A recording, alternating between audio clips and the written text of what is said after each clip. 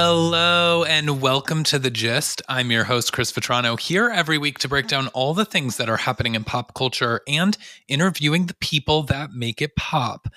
On today's show, we're breaking down the explosive premiere of The Real Housewives of New Jersey because, guys, we are back in Jersey with season 14. And I feel like we could spend 80 minutes on the first 80 seconds of that intro. It was so delicious in so many ways.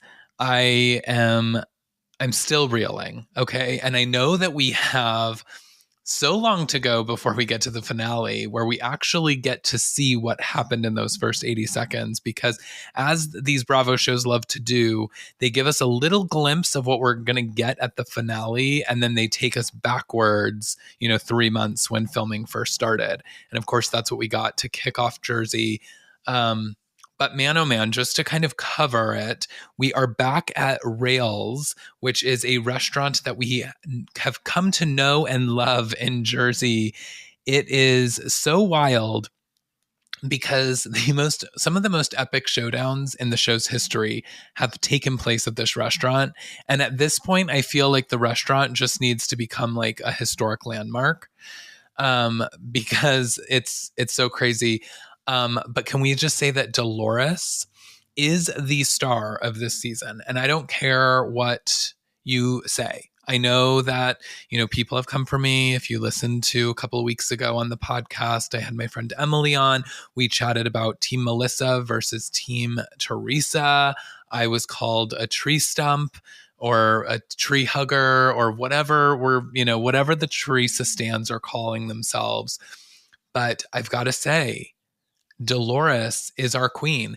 And the way that she gives Godfather, she's godmothering. Okay. She is godmothering in this first 80 seconds, having a sit down. Everybody is exploding at each other. It is wild. There are glasses that have crashed. So much is going on. And so I can't wait to see how we get here. I think it's also very clear to see that if this is the finale and we're getting this explosive argument, there's not a lot for us to move forward with. I am really worried about what we're walking into at the reunion. These people, none of them seem to get along anymore. And if we, I don't have hope for any major developments at the reunion this year. And then if that's the case, where do we go next year with this cast? I think it's already very clear. Andy has said that they definitely cannot sustain this filming the way that they have been filming this season, where Melissa and Teresa don't interact and they don't want to talk about each other. And, it's not sustainable. And so we know that that's going to happen. But yeah, it looks like we're in for the season, right? We're going to get kind of the lead up to a lot of relationships changing and shifting and the dynamic shifting. And then it looks like it ends with this explosive fight at Rails.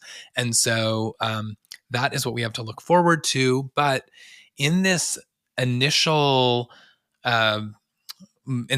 episode, it was so Jersey's back. I just don't know how else to put it, because it really felt like old Jersey. And it's interesting because we didn't get a lot of the Teresa versus Melissa storyline.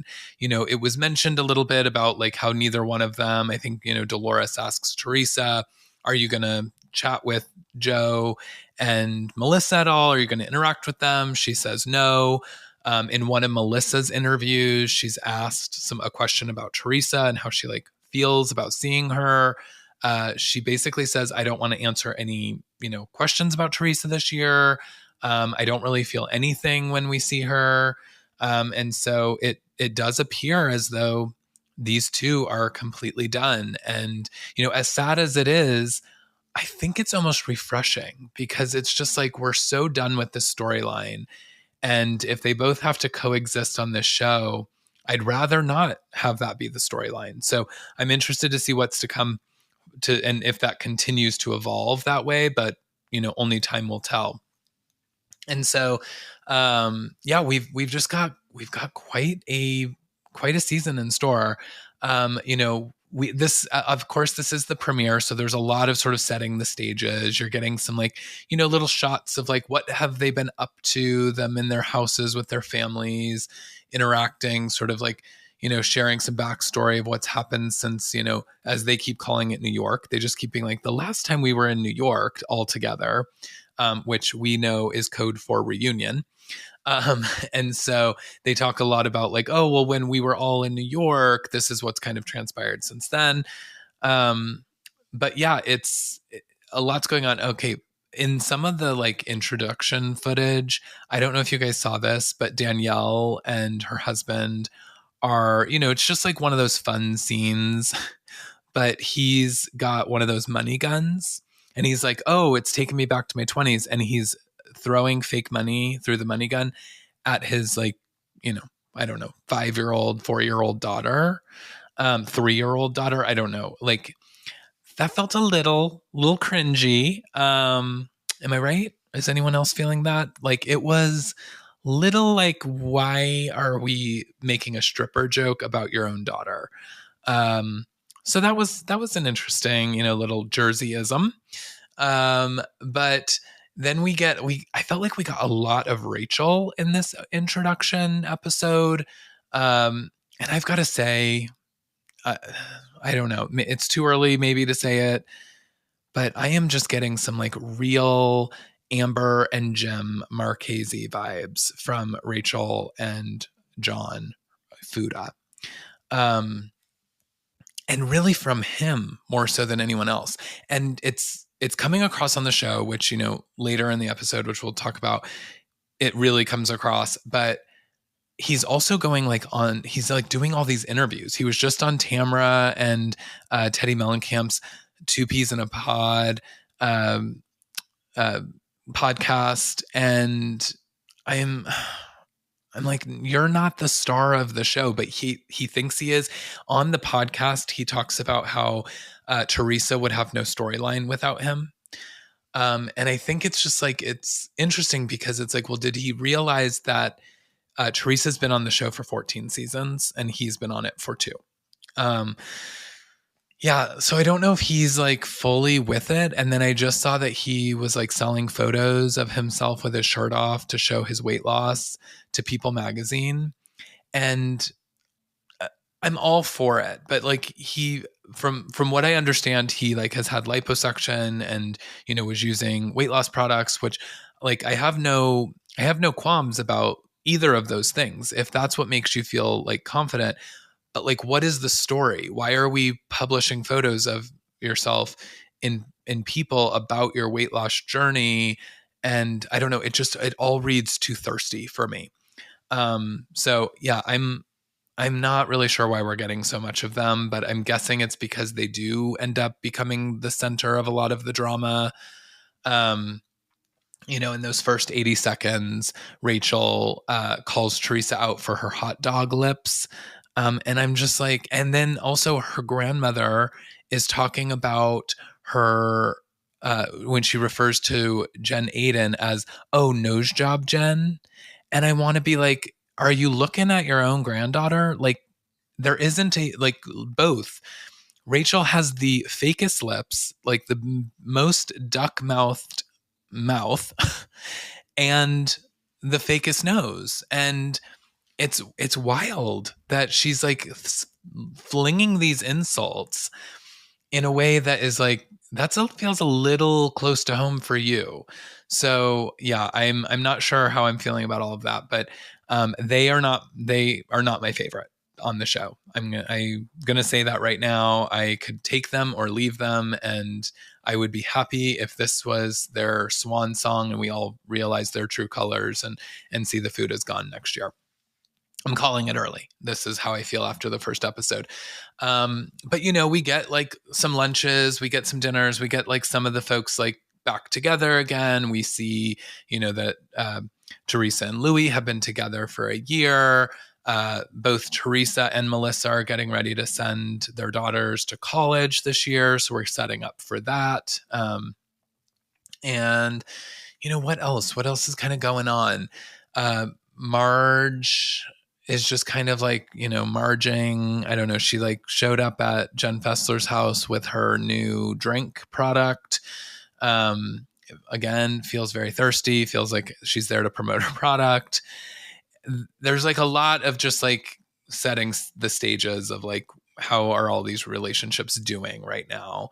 But it wasn't until we get to Jen Fessler's surprise 55th birthday that we finally get, kind of what all is happening and transpiring to come to a head.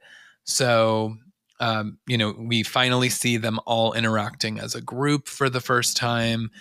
We definitely, see that Teresa and her brother and Melissa, none of them are saying hi to each other. But we don't make it a big thing. They just don't. And I think that, again, that feels very healthy. We see like maybe some little things about Jackie and Marge, maybe some like cracks in that relationship. Jackie's talking about her book coming out and that Melissa got an advance copy because she's going on Melissa's podcast to talk about it. By the way, that's normal. I've had people on this podcast promoting books, and their publicists send the books to me to pre-read before they come out, because you got to know about it. You got to read the book. You got to have some content to share. And that feels very normal. So I didn't really understand why Marge seemed so bent out of shape about it. I feel as though we're about to learn more, though, about why that relationship is so fragile. And then, as we know from the trailer, Jackie flip-flops and goes to Team Teresa. And so, again, we know that that's kind of like what is being set up in this scene. Fessler is, Fessler. I think that it feels as though Fessler's kind of a full-time. She's like learning guitar. She's singing in one episode. We see her daughter, I think for the first time. I don't remember the daughter last season. It seems as though she's like moving into more of a full-time kind of style role. Usually with the Friends of, they don't get a lot of like independent scenes. And Jen Fessler she was also the recipient of the party, the surprise party at the end of the episode. So, she's definitely a staple this season. She also seems to be maybe flip-flopping to Team Teresa at some point based on the trailer, which I'm really interested about given her relationship with Marge. I think, Jen and Teresa are still, two peas in a pod, not to call back to Tamara and Teddy. But they are sort of like, the girls, they have some conversation about some news that breaks online around John Fuda liking, a double-edged or double-sided dildo, and that he was like this big drug dealer. So this scene is like pretty controversial, okay? Because before the premiere even happened, some online account has come forward and said that Teresa and Jen were sending them this information and saying, please post about all of this stuff online so that we can then bring it up on the show as like online bloggers are talking about this thing. So that they're trying to control this narrative. And everyone's kind of like, oh, they're exposed for doing this. And I'm sorry, but like every housewife, I mean, Andy himself has confirmed that housewives go to the media about stuff that then ends up on the show. So this is nothing really new. I didn't find it to be as controversial as everyone else is kind of making it out to be. Yes, it does feel like they're getting too involved in like what the internet is saying. And, but ultimately, if John Fuda's ex is trying to get information out and happens to be, doing it through some of the other cast, so be it.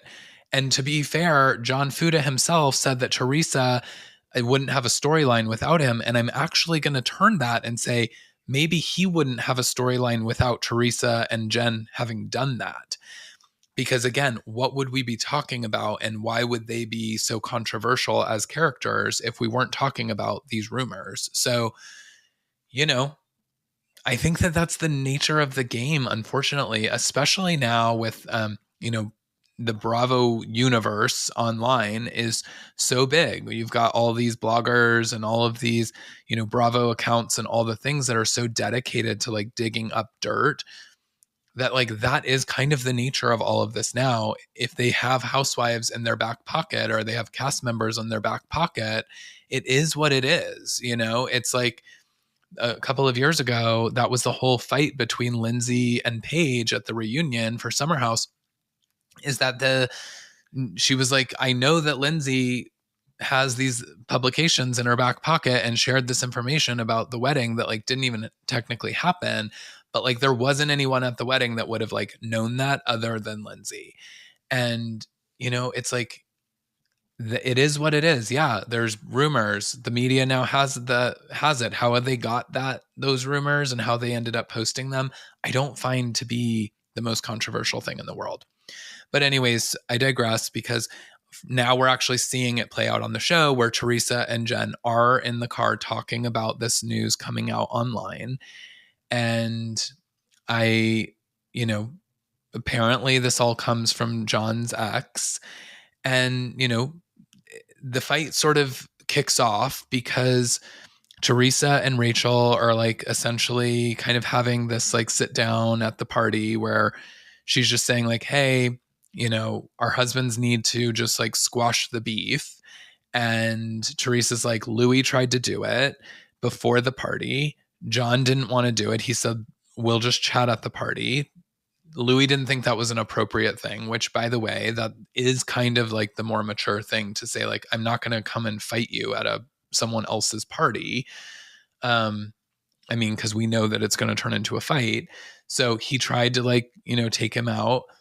And that ended up being sort of like in itself the big fight because the guys all started teaming up against, well, Louis wasn't there. He apparently had some work trip.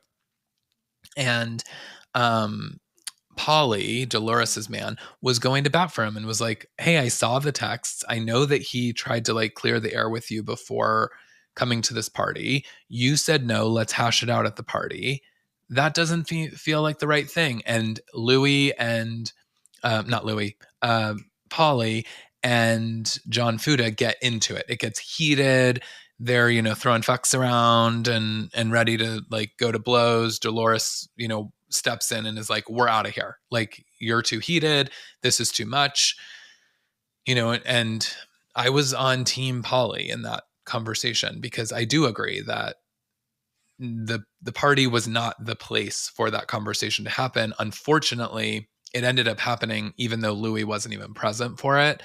So that's kind of what erupted, being brought on by John Fuda. And then because of all of that, that's kind of where I think Teresa and Rachel were having this conversation. Teresa's like, Louis tried to be a gentleman and like, squash the beef. Wouldn't happen. He wouldn't accept it. Then Rachel's like waving her arms around and is like, well, Louis not here. And Teresa's like, yeah, because he didn't want to bring that to the party and he's on a work trip. And she's like, just like magic, he's not here. And, she's kind of going off. And then Teresa, goes to Teresa when she's backed in a corner and feeling defensive. She throws out, this accusation that, well, your husband's the one that has the explaining to do because he's apparently the like biggest drug dealer in your county. And that in itself, pisses Rachel off. Teresa walks away. She's like, we're out of here. As she walks by John Fuda, she says hi. Rachel tells John what she said. Then John goes to Teresa and starts fighting Teresa, telling her that she's a has-been and that she's washed up and all these things. And he, wants to fight women. So, he's just, like I said, he's just reading as too thirsty for me and I can't handle it. First of all, the men need to stay out of the women's fights. I've always kind of like felt that way. Jersey having like the men in it is in the show, it has been fun at times, but they're sort of there to be the comic relief, especially when the women's relationships are so toxic. But now that the men's relationships are getting so toxic, it's actually reading as too dark. And I think that was a mistake to let these men think that they were the stars of the show. And clearly, John Fuda thinks he is the star of the show. In fact, I could even call this that I don't know that relationship, John and Rachel, will last, because I think at some point he's going to think he's such a big star that she's going to turn on him. Or he will turn on her because she's going to get all these press opportunities as a housewife or something, and he will not be able to handle it. He seems so thirsty. So, but that's where we ended the premiere, and I'm living for it. I am so happy Jersey's back. I feel refreshed. We have our housewives. We have just this on until June when we get Dubai. And so Jersey is our housewives right now. And it feels strong. It feels like we are in for quite a lot. And yes, it might be a little dark, but I'm here for it. So let me know what you guys think, though. Find me on socials. I'm at CM Vetrano on all the things. So I'd love to hear from you on what your thoughts are on Jersey, because, the internet is a toxic place, especially when it comes to Real Housewives of New Jersey. These teams, there's just so much hate flying around. And then it's like so many rumors and so many horrible things being said about all these people. It's like, I just want to hear from normal people that have like an opinion, that don't have to necessarily be on a team, but just like enjoy watching the show. Cause that's what I like doing. I like watching the show, and maybe I am on one side or the other, but not really. I'm team Dolores. Okay. That's where I'm at. I'm team Godmother. So yes, I'm loving it. Let me know what you guys think. And then just really quickly, a couple of other quick notes. Vanderpump, did you guys see the trailer for the reunion? So this week we got the finale episode of Vanderpump Rules. And then next week we are getting the reunion kicking off. And I've got to say, in the like 30-second reunion, or minute long, I don't know how long it was, I felt like it went by way too fast. We got more, I think, in the reunion than we've had all season. Like, we've got tears, we've got face-to-faces, we've got like real conversations that are happening. I think the real emotions of like the Scandival fallout are like actually starting to come out. I mean, it breaks my heart when Ariana is like screaming, I just want you gone. I just want you out of my life, to Sandoval, because that's so real. And it's like all season she tried to tell people, I don't want to be around him. And if you want to be around him, I don't know that I can be around you. And, everyone like took that so personally, because I think they saw it as, you're trying to kick somebody off the show and we need the show to survive. And instead of like really, truly, understanding and empathizing with this person who was so betrayed and was so hurt by the things that he did, and then also still had to like live with him and deal with all of these things, that like she just wanted him to like not be a part of her life for a while, which is a totally normal thing to want from somebody that you are breaking up with, who has betrayed you and cheated on you and done all of these things. So I feel like the reunion is actually going to like bring a lot of closure to what we needed from this Scandival story. And then, as we know, Vanderpump, which normally picks up cameras in the summertime, they are pausing until the fall. And so they're going on a pause. A lot of people think it's because Ariana booked a gig to host Love Island. And then she also just announced that she was returning to Chicago for a second run. And so there is some speculation that like Bravo was like, we're not going to shoot another season without Ariana. And if she has all of these other engagements and prior commitments, she's not going to be able to film. So it could be because of that. And that will only make the cast even more jealous of her. But yeah, they're shooting, and we've never gotten like Vanderpump Christmas. So, it could be fun to see them in the fall and winter months and see, a different side of Vanderpump. And I think it's smart. And I do actually think that Bravo is getting better about delivering these seasons faster and like editing faster. And so just because it's on pause from filming doesn't necessarily mean that it's going to be a longer, break in between the finale and the next premiere. So that's just my take. I don't know. I haven't discussed it with the Bravo execs, but I have a feeling. So but yeah, if it looks like we're in for such a treat with that reunion, and I'm glad because, like I said, the season felt a little flat for me. Oh, guys, I have to retract. I had an episode a few weeks ago where I did Vanderpump Rules versus The Valley versus Vanderpump Villa.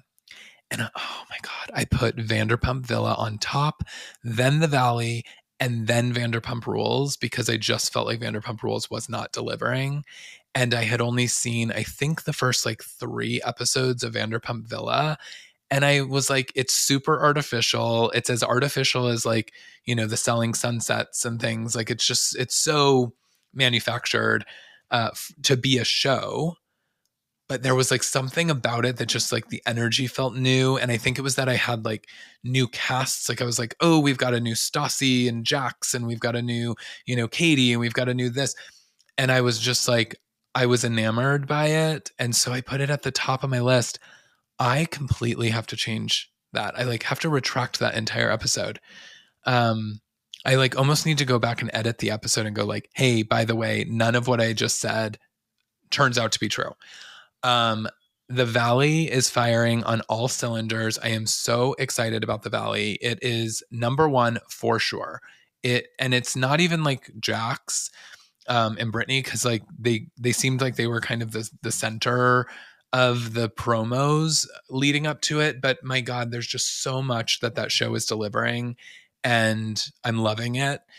It's true reality TV gold. So the Valley definitely is on top. And then Vanderpump Rules, even though the season did not deliver, we're getting somewhere. And this trailer has like restored my faith in the franchise. And then Vanderpump Villa is like dead last. Okay. It has completely turned around.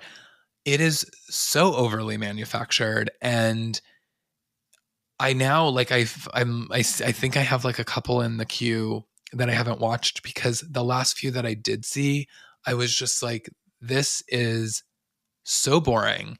And it makes no sense. It's like these people are showing up for these extravagant parties at this, like, what is supposedly this extravagant villa. And the way in which things go down, it's just wild. It's like the cast is fighting in front of all the guests. And I thought it had this like fun below deck vibe.